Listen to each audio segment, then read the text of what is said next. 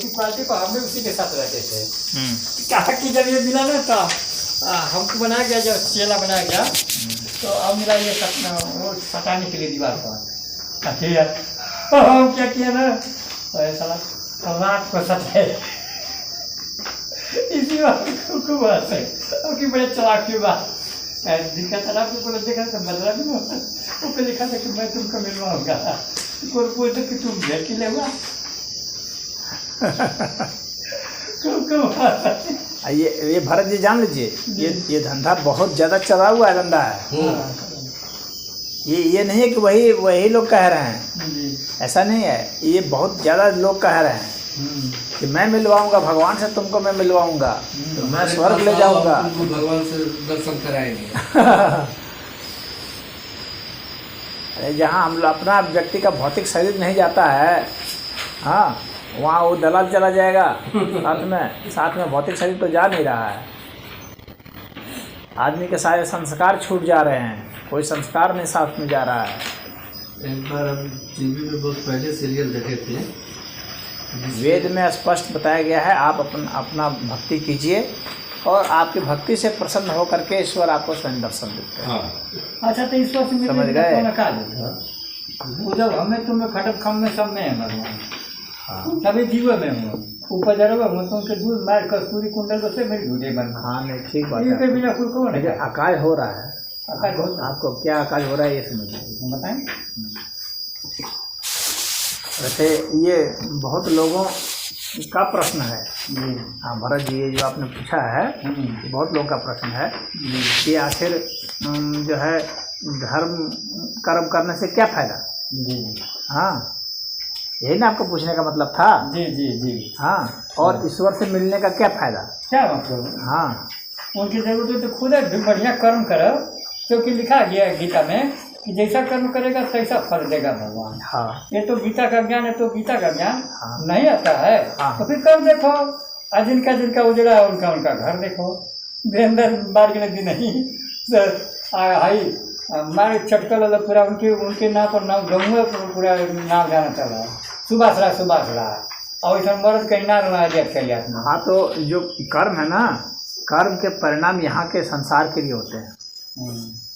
ईश्वर से मिलने में कर्म की भूमिका नहीं होती है, जान लीजिए। अच्छा। हाँ, ईश्वर से मिलने में भक्ति की भूमिका होती है, भाव की भूमिका होती है, कर्म की भूमिका नहीं होती है। कर्म तो जो है ना, कर्म तो जो जैसे यहाँ मंदिर में पुजारी देख रहे हैं, सुबह से लेकर शाम तक घंटियाँ हिला रहा है और पूजा कर रहा है, कर्म कर रहे हैं ना पूजा का, उसको कभी दर्शन होता है? नहीं होता है। कर्म से मतलब नहीं होता है, कर्म तो आदमी कर रहा है लेकिन भीतर इरादा कुछ और है, भाव से मतलब होता है। तो आध्यात्म में कर्म का मतलब कम है, भाव का मतलब ज़्यादा है। संसार में कर्म का मतलब ज़्यादा होता है। संसार में अगर झूठी आप एक्टिंग भी कर देते हैं ना, तो उससे जो है आपको उसका परिणाम मिल सकता है। इसीलिए यहाँ संसार में धोखाधड़ी चल जाती है। हाँ हाँ, लेकिन वहाँ पर धोखाधड़ी नहीं चलने वाली है, वहाँ भाव का महत्व होता है, कर्म का महत्व नहीं होता है। अब आपकी बात है कि भाई मिलने से क्या फ़ायदा। हाँ, उसकी बात कर लेते हैं। जी हाँ, मिलने से फायदा। पहले समझिए कि संसार से क्या फायदा है। पहले इस संसार का फायदा देखिए, इस संसार का फायदा देखिए क्या है।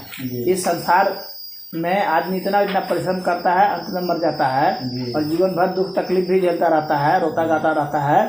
हाँ, तमाम तरह के रोग व्याधि सब होते रहते हैं, घर से लात खाता रहता है। अंत में वह मर जाता है क्लेश पाते पाते, दुख और दर्द पाते पाते। तो इस संसार से कुछ भी लाभ नहीं है। संसार जो कुछ बनाता है, इतना मेहनत करता है, वो सब छूट जाता है। हाँ, तो इस संसार से वो कुछ नहीं होता है, न ये शरीर साथ जाता है और न इस समाज में जो भी आप रिश्ते नाते बनाए वो साथ जाते हैं, ना आपका घर द्वार साथ जाता है। तो ये संसार जिसको आदमी लाभ का जो विषय बनाया हुआ है, यह नहीं जाता है। तो इस संसार का तो कुछ लाभ है नहीं। अब इसके बाद बात करते हैं अध्यात्म की। हाँ, जो ईश्वर दर्शन की आप बात कर रहे थे। अब इस संसार में क्या होता है कि जब आप ऐसा कर्म करते हैं, बार बार आपको जन्म लेना पड़ता है, दुख दर्द झेलना पड़ता है, और ये असंख्य योनियों तक चलता रहता है, चलता ही रहता है। और हाँ, जैसे रोज आपको एक ही कर्म करना पड़े, रोज एक ही कर्म करना पड़े और अनंत काल तक करना पड़ेगा, तो आपको कैसा लगेगा? रोज वही करना पड़े, रोज वही करना पड़े, तो ये सब हाँ, तो इस समाज में रोज वही करना पड़ रहा है, वही करना पड़ रहा है और दुख झेलना पड़ रहा है, और दुख झेलते झेलते फिर वो मर जा रहा है, फिर उसके बाद फिर वैसे को दोहरा रहा है। इस तरह करते करते उसका पूरा जीवन कष्ट से एकदम भर जाता है। समझ गए? आप कह रहे हैं आनंद आएगा, आनंद इसको नहीं कहते हैं। आनंद में जानते हैं क्या होता है? आनंद का मतलब होता है कि इस तरह का सुख जिसमें समय छीण न कर सके, यानी ऐसे सुख को जिसको समय छीण नहीं कर सके, उसको आनंद कहा जाता है। जैसे कि मान लीजिए कि अभी आपने एक गाना सुना तो आपको अच्छा लगा, लेकिन वही गाना हम सुनाते जाएंगे, आपको जीवन भर तो अच्छा लगेगा? एक ही दिन में तो आप पागल जैसे हो जाएंगे, भागना शुरू कर देंगे, क्योंकि समय उसको छीण कर देगा।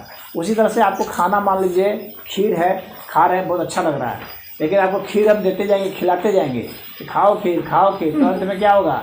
उल्टी करेंगे और भागेंगे वहाँ से, खीर से नफरत हो जाएगी, रोआ कांपने लगेगा खीर देख करके। तो इस संसार में जो मिलता है सुख थोड़ी देर के लिए, वो वास्तव में दुख ही उत्पन्न करता है समय के हिसाब से। जैसे जैसे समय बढ़ता है वो दुख ही उत्पन्न करता है। और आनंद उसको कहते हैं जिसको समय क्षीण नहीं कर सकता, ऐसे सुख को जिसको समय क्षीण नहीं कर सकता है, यानी समय जितना गुजरेगा वो उतना और बढ़ता जाएगा, उतना और बढ़ता जाएगा, उसको आनंद कहा जाता है। और ईश्वर दर्शन से क्या होता है कि परमानंद होता है, परम आनंद होता है। आनंद में भी उसकी डिग्री बढ़ती चली जाती है, और कितनी बढ़ जाती है? अनंत हो जाती है, इसीलिए उसको परम आनंद कहा गया है। तो जब आनंद की डिग्री बढ़ करके परम हो जाए तो वो परमानंद हो गया, तब वो ईश्वर लाभ हुआ। और आनंद की डिग्री बढ़ करके आत्मा इतना हो जाए तो उसको आत्मानंद कहते हैं।